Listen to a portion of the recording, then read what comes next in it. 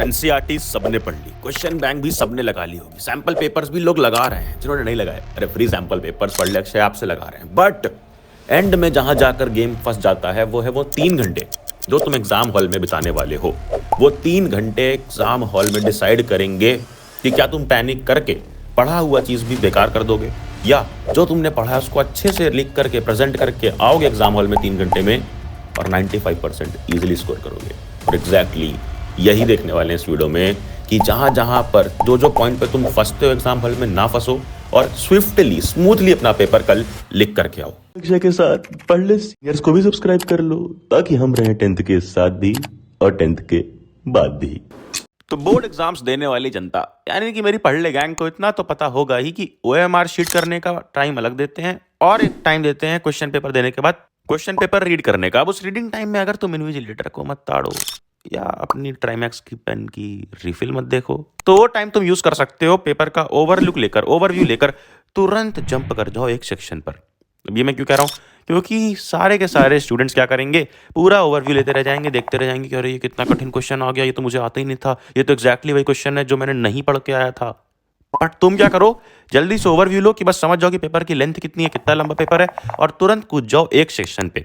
For example अगर वो language subjects है तो उसके अनसीन पैसेजेस, कॉम्प्रिहेंशन वाला, रीडिंग सेक्शन वाला पार्ट पढ़ लो, सारे के सारे पैसेज पढ़ लो जल्दी से जल्दी एग्जाम शुरू होने से भी पहले। और अगर वो कोई और सब्जेक्ट है जैसे सोशल साइंस या मैथ्स तो उसमें आ जाना एंड में केस बेस्ड क्वेश्चन पे। वो टाइम में अपना केस बेस्ड क्वेश्चन रीड कर लेना, केस रीड कर लेना। और केस बेस्ड क्वेश्चन बहुत ईजी होते हैं, एक बार केस रीड कर लिया तो फिर एग्जाम हॉल में जब तुम्हें मौका मिलता है अपनी आंसर शीट खोलने का, वो स्टिकर हटाने का, वो टेप हटाने का, तो उसके बाद तुरंत कूद जाओ लास्ट के पेजेस पर।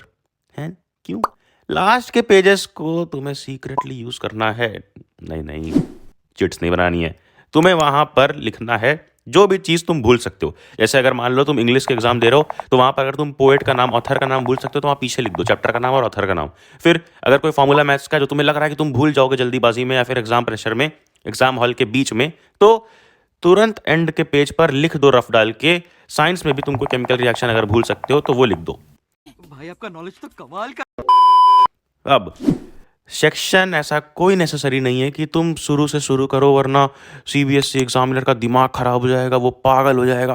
बिल्कुल नहीं यार, उन्हें इतनी प्रैक्टिस है, वो हज़ारों लोगों की कॉपीज चेक करेंगे। तुम्हें जो भी सेक्शन सूटेबल लगता है, अप्रोप्रिएट लगता है कि पहले करना चाहिए, वही पहले करो। और मेरा सजेशन हमेशा से ये रहता है कि मैथ्स में लास्ट वाले क्वेश्चन जो बड़े क्वेश्चन होते हैं वो पहले कर लो। इसी तरह साइंस और सोशल में भी कर लो।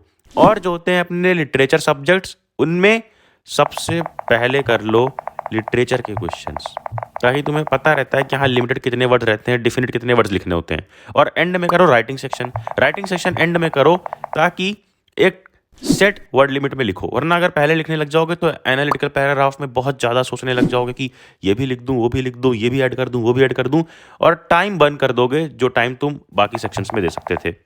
और कोई भी सेक्शन अटेम्प्ट करना, बस सेक्शन का ऊपर हेडिंग सही डालना और ये चीज़ सही डालना कि कौन सा क्वेश्चन है और क्वेश्चन का सब पार्ट क्या है, बहुत क्लियर रखना बिल्कुल इस तरह से। एंड टाइम सेव करने के लिए मैं तुम्हें ये तो नहीं कहूँगा कि हाँ टाइमर लगा के बैठ जाओ कि एक क्वेश्चन मैं इतने मिनट में करूँगा, अगला क्वेश्चन मैं इतने मिनट में करूँगा, नहीं। लेकिन सेक्शन वाइज टाइम डिवाइड कर लो। फॉर एग्जाम्पल अगर मैथ्स का पेपर है तो जो ज़्यादा बड़े बड़े वाले 4-5 मार्क्स वाले क्वेश्चन होते हैं उनको अगर तुम शुरू में कर रहे हो तो एक टाइम लगा लो कि हाँ चलो 3 घंटे के पेपर में मैं 1 घंटा ये बड़े क्वेश्चन को दूंगा, फिर 1 घंटा 2 सेक्शन को, फिर जो बचा हुआ टाइम है उसको और थोड़ा सा टाइम मैं सेव करके रखूंगा रिवीजन के लिए। और रिवीजन कैसे करना है अपनी खुद की आंसर शीट का, अभी आगे देखेंगे इसी वीडियो में। इसके पहले ये सुनो कि जब इन्विजिलेटर आता है या आती है तो एक सिग्नेचर चाहिए होता है उन्हें एग्जाम हॉल के बीच में। जब तुम लिख रहे होते हैं ना उसके बीच में उन्हें एक सिग्नेचर चाहिए होता है। पता नहीं कैसा रूल है यार कि बच्चे को डिस्टर्ब करके एक सिग्नेचर चाहिए होता है। अब उस टाइम पर कई लोग ये करते हैं कि आगे वाली बेंच पे अगर कोई स्टूडेंट साइन कर रहा है तो पीछे वाला भी अपनी पेन बंद करके बैठ जाएगा कि हाँ मैम आ रही हैं, वेट करूँ उनका। बिल्कुल नहीं, तुम ये मत करना। एंड इंस्टेड डायरेक्टली इन्विजिलेटर से बोल देना कि अबे जल्दी बोल, कल सुबह पनवेल निकलना है। अब नेक्स्ट सबसे इंपॉर्टेंट पॉइंट कि अगर कोई भी सेक्शन में क्वेश्चन तुम्हें नहीं आ रहा है, तुमने मान लो let's suppose section B attempt करना पहले शुरू किया, अब सेक्शन बी में कोई भी क्वेश्चन तुम्हें नहीं आ रहा है, क्वेश्चन नंबर 8 नहीं आ रहा है, तो अब क्वेश्चन नंबर 8 अब तुम्हें जितना भी लग रहा है, अगर वो ऑब्जेक्टिव क्वेश्चन है तो 1 लाइन छोड़ दो, अगर वो सब्जेक्टिव क्वेश्चन है 3 लाइन 4 लाइन लॉन्ग आंसर है तो 1 पेज पूरा का पूरा छोड़ सकते हो और आगे बढ़ जाओ। टाइम वेस्ट मत करो, ना ही उस चीज़ में फंसे रह जाओ कि अरे ये एक क्वेश्चन नहीं आ रहा है। क्योंकि तुम्हारे लिए कोई क्वेश्चन इंपॉर्टेंट या ज़्यादा इंपॉर्टेंट नहीं है। उस टाइम पे तुम्हें ये ध्यान रखना है कि उस क्वेश्चन की कितने मार्क्स हैं, कितनी वेटेज है, और उस क्वेश्चन की सिर्फ और सिर्फ उतनी ही औकात है। उससे ज़्यादा उसको इंपॉर्टेंस या वैल्यू मत देना, आगे बढ़ जाना, क्योंकि बाकी क्वेश्चंस भी सेम मार्क्स के होंगे, क्या पता कई क्वेश्चन उससे ज़्यादा वेटेज के हों, ज़्यादा मार्क्स के हों। उसके लिए टाइम बचा के रखो, उस छोटे मार्क वाले क्वेश्चन के लिए उसमें फंस कर अपना टाइम बर्न मत करना। बात तो सही है। और जो मैं बता रहा हूँ कि पेजेस छोड़ सकते हो, लाइन छोड़ सकते हो, उसमें कोई इशू नहीं है। अगर एंड में भी तुम्हें टाइम नहीं मिलता, वहाँ पर नहीं कुछ लिख पाते हो, तो वहाँ पर पीटीओ लिख देना पेज पे, कोई इशू नहीं है। और काफ़ी ज्ञानी यूट्यूबर्स ने तुम्हें बताया होगा कि एग्जामिनर के ऊपर काफ़ी डार्क इम्पैक्ट पड़ता है, बेकार इम्पैक्ट पड़ता है अगर ऐसा करोगे। बिल्कुल भी नहीं। और इसी इम्पैक्ट के चक्कर में कई लोगों ने तुम्हें बताया होगा कि प्रेजेंटेशन पर ध्यान दो और अंडरलाइन करो जो इंपॉर्टेंट कीवर्ड्स हैं तुम्हारे आंसर में।